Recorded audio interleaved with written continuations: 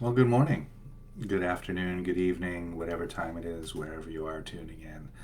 Thank you so much for joining me today for my next chapter of Facebook and Instagram Live. And yeah, really happy to be here back again live talking about these topics that are really so meaningful for me personally. They've made a tremendous impact in my life. It's hard to imagine my life without these practices, to be quite honest. Um, yeah, so it's just a joy for me to turn on the computer, hit record, and start talking. So thanks for tuning in, and I'm glad you're finding it helpful. So the what's the word, impetus, the reason for me coming on here live and giving these talks twice a week is I'm really kind of using this as a way of building up momentum into an online meditation program that I'm going to be offering. I just speak a little bit about the program. If you've been with me before, you've heard this all before. Feel free to just, if you're watching this on a recording, fast forward past it. If you're watching this live, well, you'll have to sit through it again then. So, the course is a 12-week course. It's called Abiding in Kindness, Compassion, Joy, and Equanimity. It's a 12-week immersive online meditation program. There's no in person aspect to this program, it's all virtual, it's all online. It runs from October 1st to December 22nd. And there's two different sections to cater to different time zones. Section A will meet on Tuesdays and Saturday mornings from 9 a.m. to 10:30 a.m. Section B meets on Tuesdays and Saturday evenings from 7:30 p.m. to 9 p.m. and this is East Coast Standard Time. So, there's a world time conversion app on my website. So if you go to a website, you click on that app, you put in your time zone, it'll tell you what time the program is where you're living. Or you could just Google it, and that'll tell you as well. So let me go ahead and move into today's talk then. So today is meant to be a Q&A session, and I got a question that I think could be quite helpful. I got many questions, by the way, and thank you all for sending those in. Sorry, I definitely won't get to all of them, but yeah, I'll try to get to the ones that I think are very common and I think speak to a wide audience. So that's how I'm making the selection. So the question I got is, all of these practices, kindness, particularly kindness practice and joy practice, but also compassion and equanimity, they feel they have a pleasant valence to them. They feel it feels pleasant to practice, to go into a meditation and to meditate on joy, to meditate on kindness, and so forth. And that's one of the reasons why I think many people gravitate towards these practices is because they can feel quite pleasant. And that's all fine and good, but what happens, if I'm scheduled to have a really challenging conversation with somebody, or if I am in the midst of getting deported, or if I'm in the midst of a tragedy, right? Because it's not a matter of if we'll experience a tragedy or if we'll experience some uh, challenges in our life, but it's a matter of when, right? We all know that life can be challenging sometimes. And in the Buddhist tradition, that's known as the first noble truth, that life contains suffering or struggle. The word is dukkha, Pali word is dukkha. Life contains challenges, struggle, pain, discomfort. And, for me, when I first came across the first noble truth of the Buddhist tradition, it was like a relief. Ah, yeah. And we all kind of know this logically, but just to read it and to spend some time with that knowledge. Because I don't know about you all, but often, in the past, before I took on a lot of these practices in a very deep way, when I was suffering, when I was struggling, when I was in pain or discomfort, I thought for sure I was doing something wrong. That that life, I'm not living in a correct way, because surely if I was living in a way, I wouldn't be feeling this pain or the discomfort, right? But when we really embrace that first noble truth, life contains pain, life contains discomfort. Discomfort, pain, challenge, these qualities are etched into the fabric of human experience. It's a part of what it means to be human. And so when I really took that on board, I realized, okay, this isn't my fault. This is the human experience. And so right there, we can start to get a little bit of relief, right?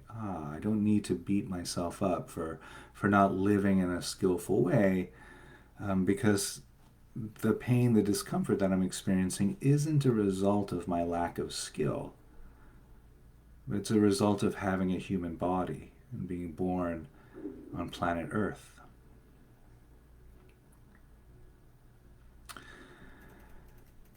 So, this question, what about when the rubber meets the road, right? When the chips are down, how can I maintain that heart of kindness, that heart of compassion?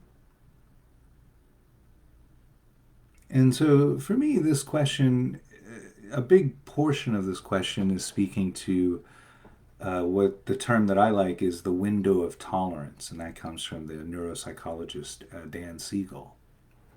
The window of tolerance. And so we all have a window of tolerance, right? This is, the window of experiences that we can encounter where we don't get dysregulated. And I'm using this image because usually you'll see a graphic around the window of tolerance where it has two lines, an above line and a below line. And in the middle of those lines, that represents our window of tolerance, right? And then if we get hyper aroused, if we get really triggered or activated, there's anger, frustration, ruminating, and racing thoughts, where we've gone above the top line of that window of tolerance. We're outside of the window of tolerance in that way. Sometimes, if we get triggered or activated in some way, we fall below the window of tolerance, right? And so we go into what's known as hypoarousal, where we get kind of spaced out. It's challenging to connect to the present moment, and so forth, like that, dissociated and things. And so many of the practices that I've been speaking to in this series are around kindness, compassion, joy, equanimity. When we can do those practices as meditations, that's sort of preventative medicine, if you will. By taking up a daily practice, or at least every other day, doing even just a little bit, 3 to 5, 5 to 10 minutes, something like that, consistently, every day or every other day, naturally our window of tolerance starts to get wider and wider, like that. So, in a sense, the more consistent we can be with a contemplative practice like these ones, the less and less the rubber hits the road. Right? Our window of tolerance gets gradually wider and wider so we can hold space for our discomfort and pain without getting triggered, without getting activated. Also, if you came across a video that I recorded yesterday and put on YouTube featuring an exercise from Dr. Peter Levine called VU breathing, beautiful practice, by the way. Yeah, I can't say enough good things about it. But that practice can also be very helpful practice as a way of widening our window of tolerance so that we can carry more and more of the weight like that. The whole school of somatic experiencing has lots and lots of exercises that can be very helpful. Also, polyvagal practices from Dr. Stephen Porges. That would include a certain type of breathing exercises where we breathe in, we count to 4, we breathe out, we count to 8, and then at the end of the out breath, we pause for 2, and then we breathe in, we count to 4, and so forth, like that. And so the breathing exercises like that one, there's also one called box breathing, and where we breathe in counting to 4, so it's an outline of a box, right? So we breathe in counting to 4, we breathe out counting to 4, we breathe in counting to 4, we breathe out counting to 4, and so forth, like that. And those types of practices, for me, they're much more helpful when we're just about to engage in something that we know might be activating. Again, I mentioned a challenging conversation we might be moving into. I used to do those types of breathing exercises when I worked on the cruise ship. I'd be backstage, and the theater held about 1,200 people, very rarely full, by the way. But anyway, I'd be backstage, and I'd look out behind the curtain to see all these people in the audience, and then I would do some 4-8 breathing or some box breathing and things like that. Very, very helpful in that way. And I'll just mention one more, but there's a whole slew of these practices that can really help us nourish our window of tolerance.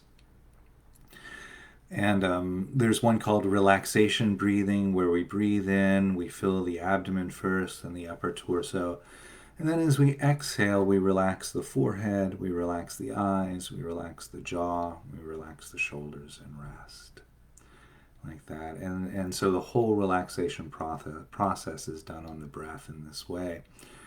And like the VU breathing, that can be done, you can do, 10 or 12 or 15 of those, and that can really help us land in our window of tolerance so that when we move forward into that challenge, we're more grounded and stable. There is another practice that I find very helpful, and this is both a meditation practice and can be done informally when you're out and about your day. And this is called taking in the good or savoring. Need a sip of water, of juice here. So, savoring, yeah. And this is a practice designed by Dr. Rick Hanson, who I had the real pleasure of studying with for a couple of years back in 2019, 2020, 2021.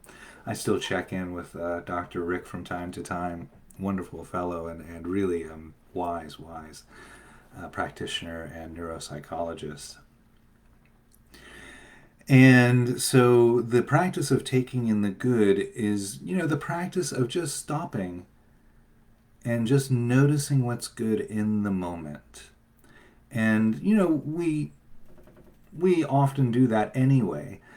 But here it goes a little bit further than simply noticing. And so this is the practice of really noticing what's good and then inquiring, okay, how do I know that that's good? What in the body is telling me? Where's the somatic marker that's telling me that I'm enjoying this experience?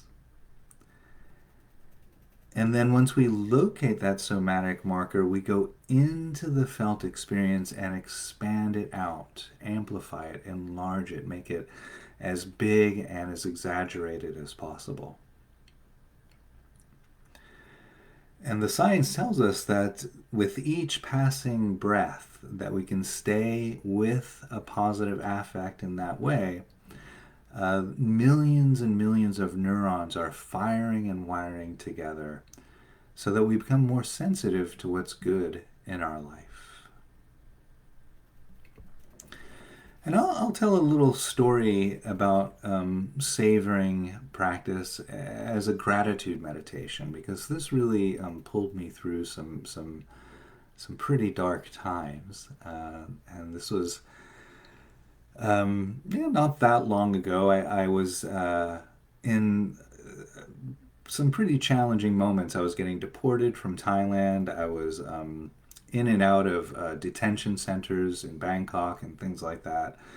My nervous system was really in a pretty activated state. I was like tingling all over my skin for hours. I was just in very, very much in fight or flight. And as I was sitting there, there were other people, fortunately, with me in the detention center. I mean, fortunately for me, not fortunately for them. And they actually had a much harder time with the whole experience than I had. They were refugees from Myanmar. And as we started talking, they started reflecting to me or sharing with me how grateful they were for some of the things that they have in their life. I won't go into too much detail there, but they started really expressing a strong amount of gratitude. And I remembered these teachings from Rick Hanson. And so they were moved out. I don't know where they went, and I was alone in the detention center there. And so it was a good opportunity for me to really not only kind of name some of the things that I felt grateful for, my cat, the safety of the room that I was in, even though my nervous system felt very unsafe at that time, I still could recognize that there was a modicum of safety in the four walls. And that I had family in the world that I knew that would have my back in some way or another wherever I was going to land. At that point in the detention center, I didn't know where I'd be going. And so just by naming what I felt grateful for was nourishing.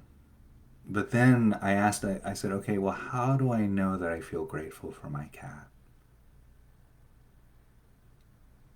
Where is that feeling?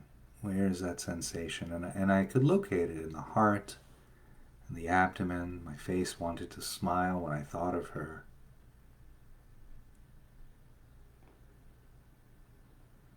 And then just to stay with that, just to stay with that. And then once I was settled in that feeling in the heart, that feeling of goodness, of gratitude, with every breath, I would breathe in the gratitude into my heart and send it out through the body. Breathing the gratitude, like filling the heart. So I would visualize the heart swelling. And then as I exhale, sending the gratitude out through the lower body. And the next in breath, the heart swells again, filling with that joy, that gratitude. And as I exhale, sending it out through the upper torso. And then once again, breathing in, filling the heart swelling with gratitude. Breathing out, sending it out through the neck and face, and so forth. Over and over again, because I had several hours there. So this was really, really helpful.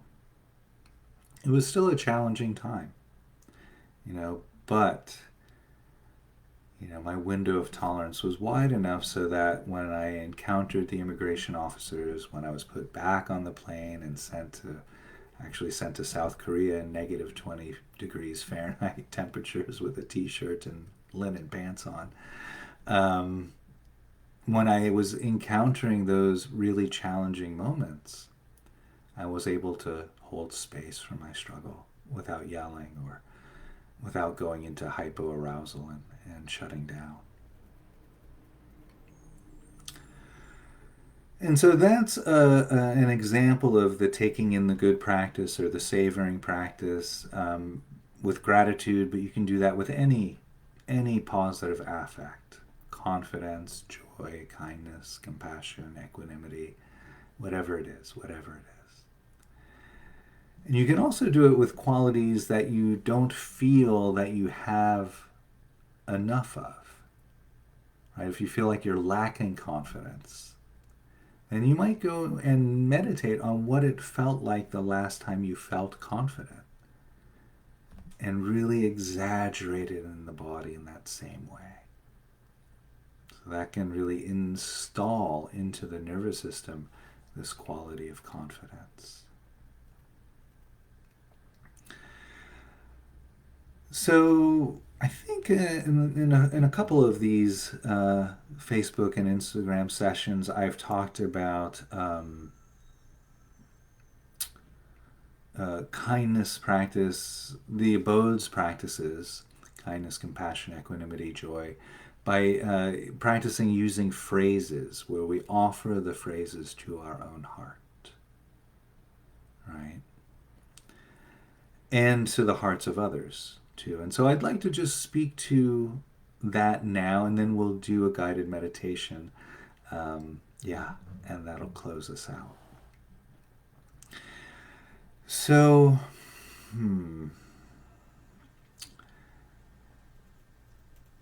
in this practice, it's kind of a combination of a kindness practice and a compassion practice, and I think you'll get the feel of why that is as I introduce the practice.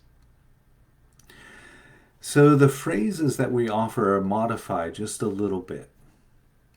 And I'll just speak through the phrases and then I'll talk a little bit more to the practice and then we'll do it. So the phrases that we'll be using here are, may I feel safe in the midst of this. May I feel safe in the midst of this. May I be well in the midst of this. May I be well in the midst of this.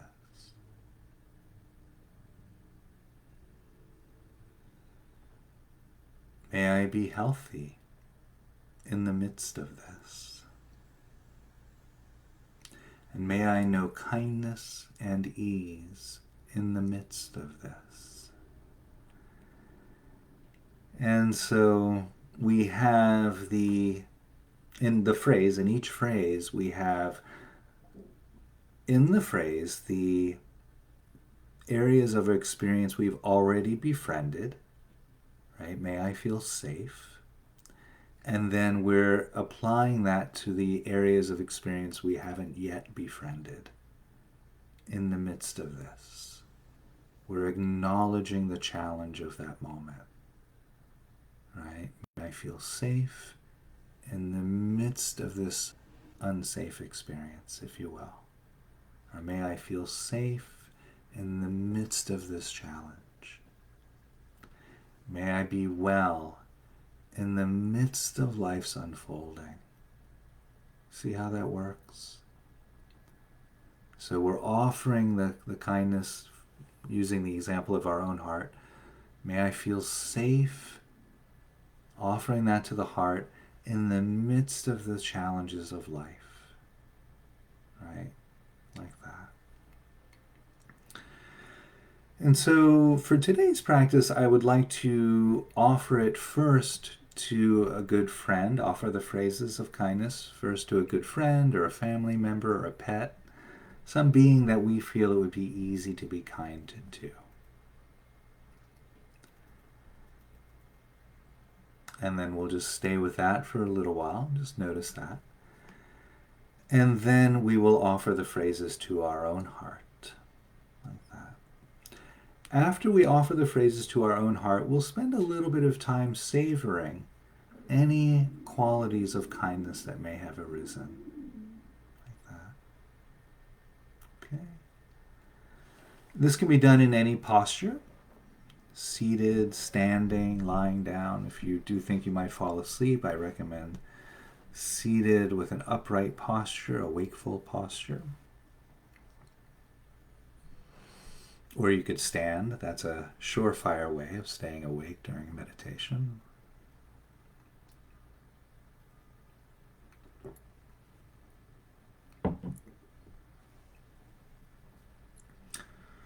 And this can be done with your eyes open or closed, however you feel comfortable. Probably do this for maybe 20 minutes or so, and then I'll offer just a little bit more and we'll close the session. Enjoy.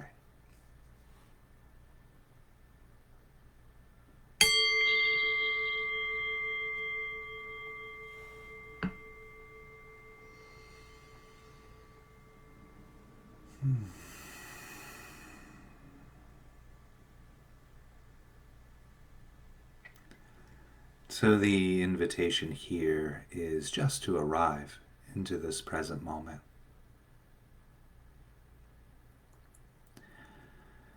And there are many ways of arriving and connecting to the present moment. And for this practice, let's start by noticing the sounds of the present moment.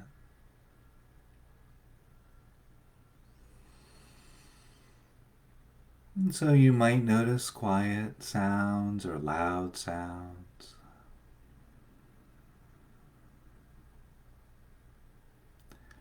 There might be sounds generated by nature, occasional bird songs or crickets chirping. Perhaps a dog barking nearby or a conversation unfolding.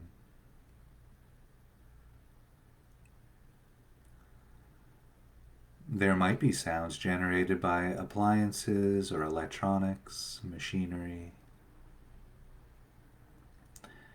The hum of a fan or an air conditioner or a heater. The occasional car or truck passing by outside or airplane flying overhead.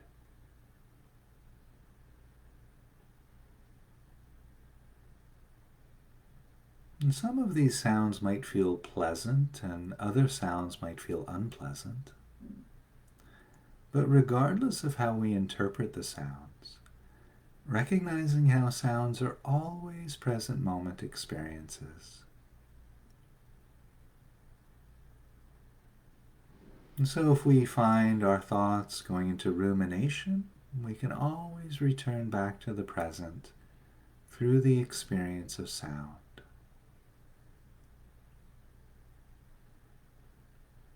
So just resting, listening.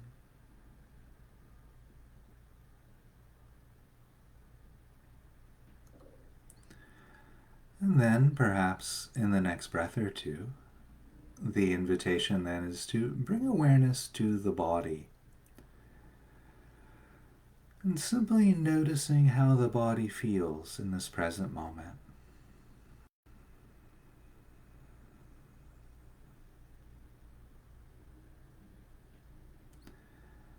Noticing the areas of the body that feel relaxed and comfortable. The areas of the body that are warm and easeful and soft, open.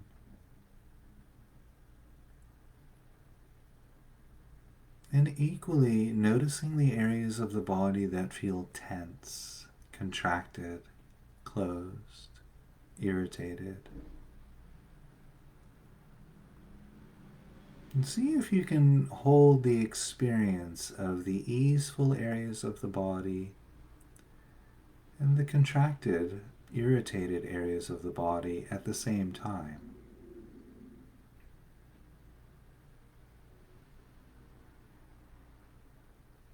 And gently extending a soft invitation to the tense areas of the body to relax and soften. Not trying to make anything happen or force anything. Just extending that gentle invitation to relax.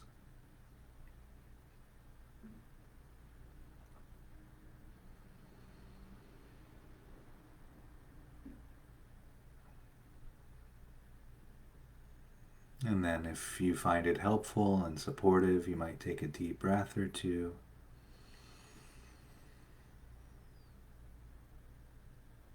Just noticing the breath.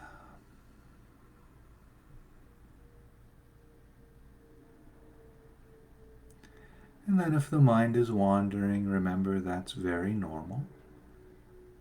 And you could simply label that thinking, thinking, letting the thoughts go, and gently returning back to the present moment.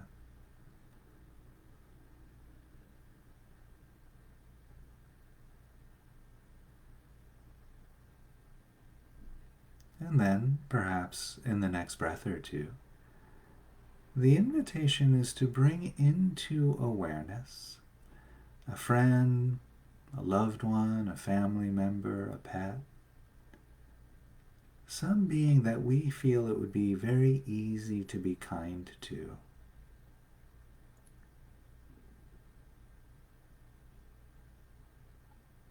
And if you know that this person or being is in the midst of a challenging moment, that could be helpful for this practice.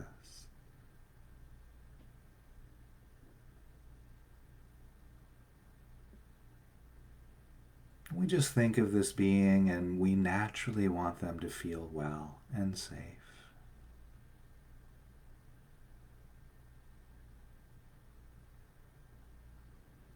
And you may have more than one person or pet that you could work with here, and that's wonderful if that's true for you. But for our practice, it's helpful just to pick one being to work with.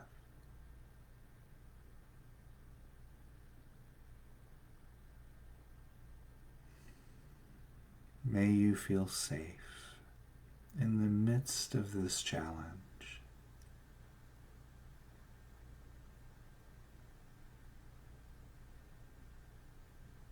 May you be well in the midst of life's unfolding.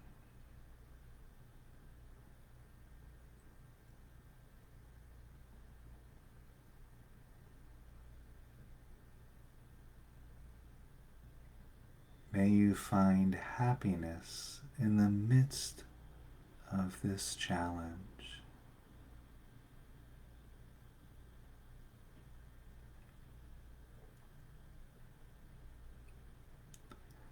May you know kindness and ease in the midst of life's unfolding.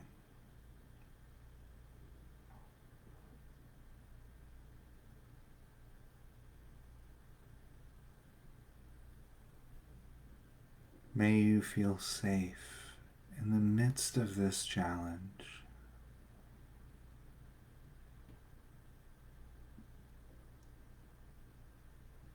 May you be well in the midst of life's unfolding.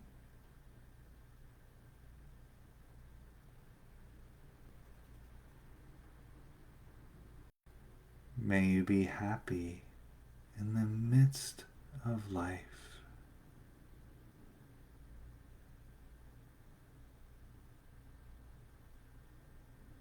May you know kindness and ease in the midst of life's unfolding.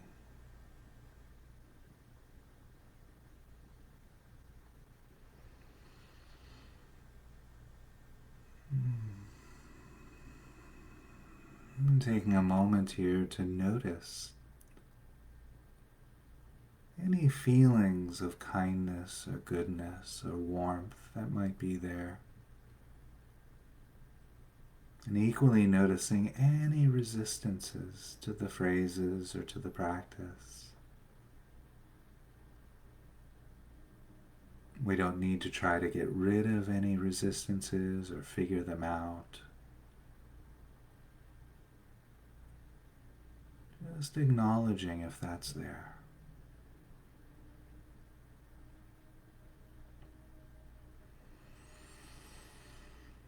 And then in the next breath or two, we can replace the image of the person or being that we're working with ourselves. And if you'd like, you could imagine or visualize yourself seated in front of you or next to you or standing perhaps. or you perhaps simply offering the phrases to our own heart. And I like to place my hand over my heart when I offer the phrases to my heart. I find that very helpful. You might try that as an experiment.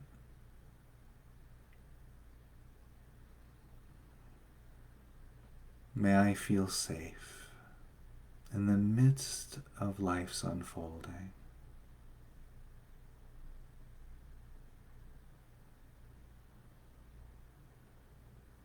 May I be well in the midst of life's challenges.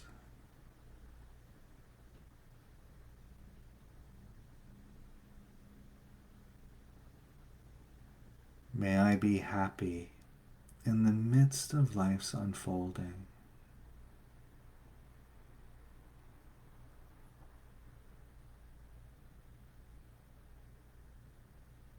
May I know kindness and ease in the midst of life's challenges.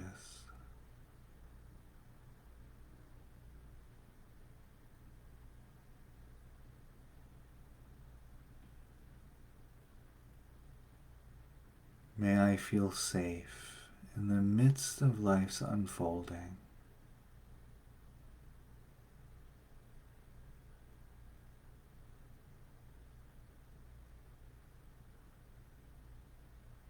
May I be well in the midst of life's challenges.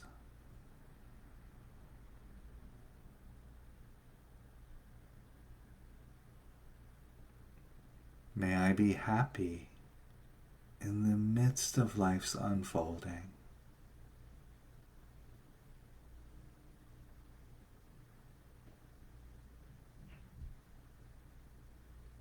May I know kindness and ease in the midst of life's challenges.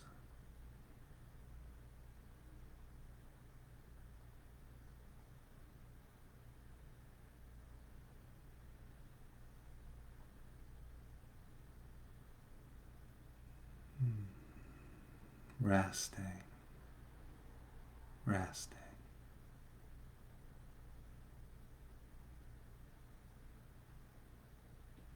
Taking another few moments here to notice once again any resistances that might arise.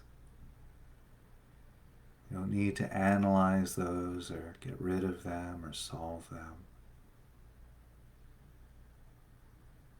Resistance is very, very normal in a practice like this. So just gently inviting any resistances to the side for the moment.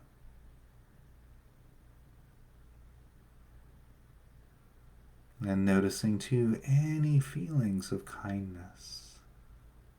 This might feel like a warmth, perhaps around the heart area or the abdomen. Or maybe a softening around the jaw or the eyes.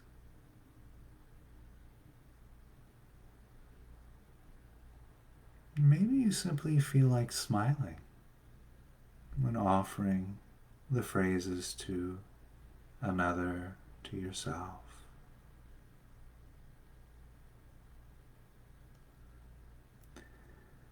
And however that kindness arises for you, and there's no wrong or right way of feeling kindness, however that arises for you, the invitation is to really go into that sensation of kindness. You might imagine yourself entering into that sensation the way you might enter into a swimming pool or a warm tub of water.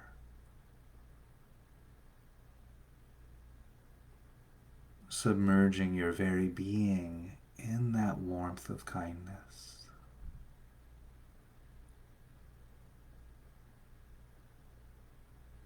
Perhaps visualizing or imagining your body as a huge sponge.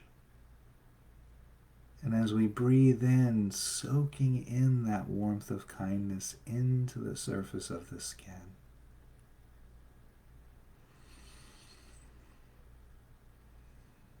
And then on the next in breath, inviting that warmth of kindness to soak in deeper, maybe just a quarter of an inch underneath the skin. That warmth, that smiling energy of kindness.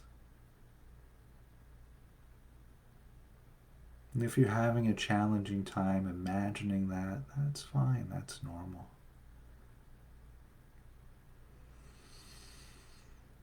Just perhaps imagining what it would feel like if that kindness was to soak in through the surface of the skin and really drenching and marinating the muscles and tendons of the body with this warmth, this smiling energy of kindness. And saturating our very being all the way to the marrow of the bones, our entire being, replete and filled with this smiling warmth of kindness. And again, if you're having a challenge visualizing that, then just imagine what that would feel like. Perhaps imagining every cell in the body smiling. What would that feel like if every cell in your body started smiling?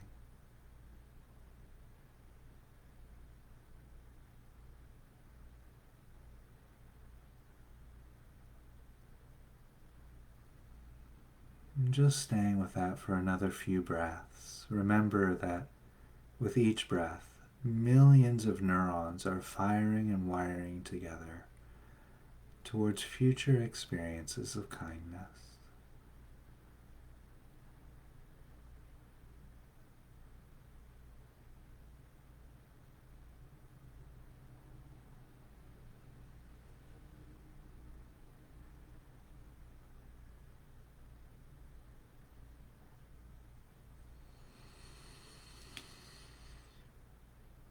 And so in a few moments' time, I'll ring the bell, bring us out of the meditation and back into a conversational space.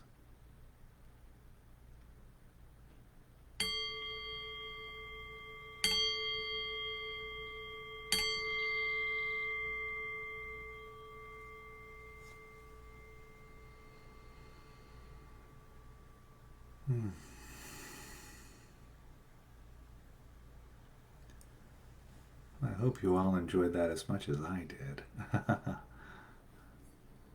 I felt like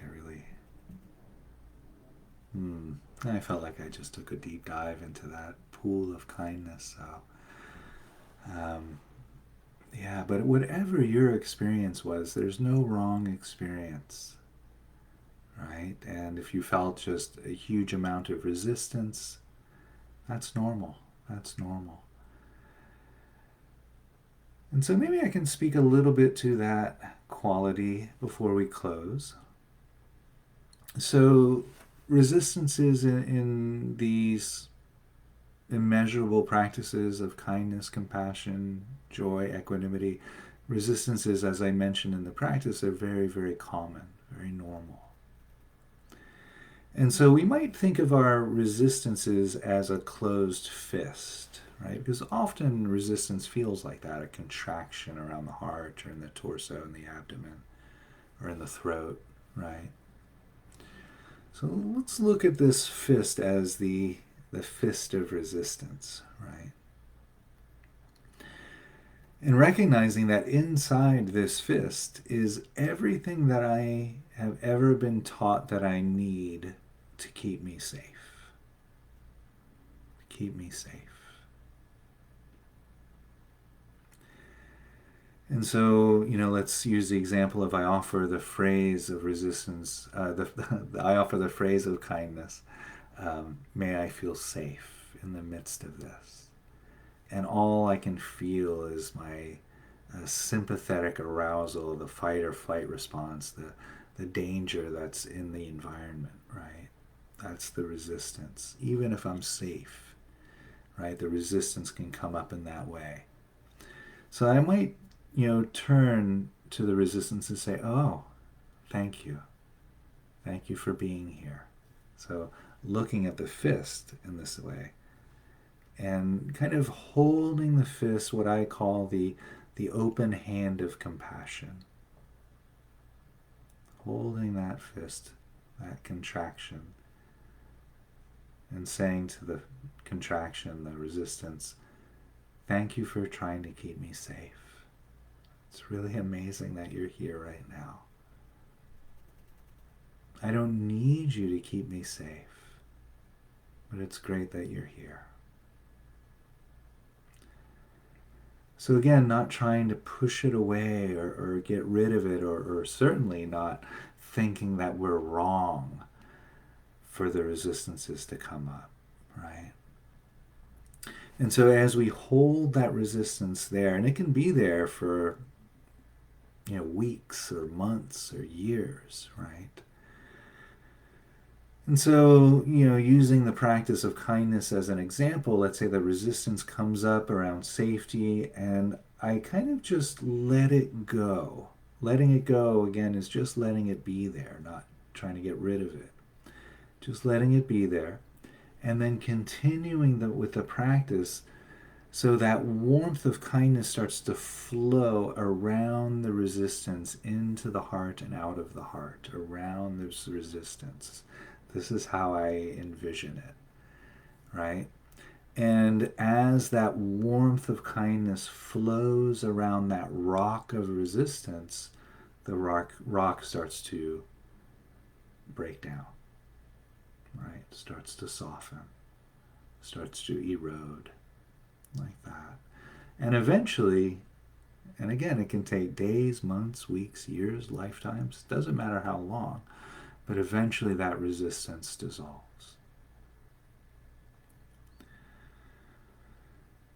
Yeah. And the reason why that works is because kindness, compassion, joy, equanimity, these qualities feel more pleasant than contraction, than resistance.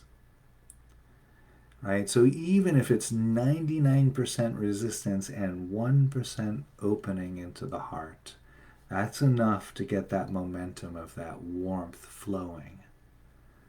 Because the heart will naturally gravitate to that open spaciousness. Right? So again, there's no effort required.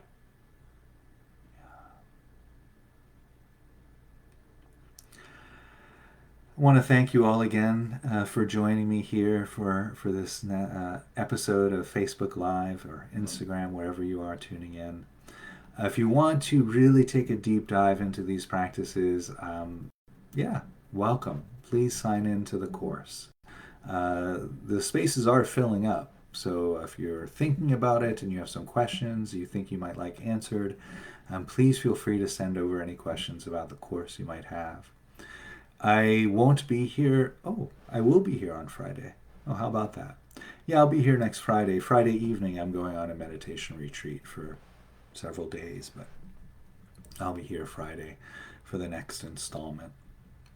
Wishing you all a wonderful and kind week. And I will hopefully see you all on Friday morning. I'll ring the bell to close us out.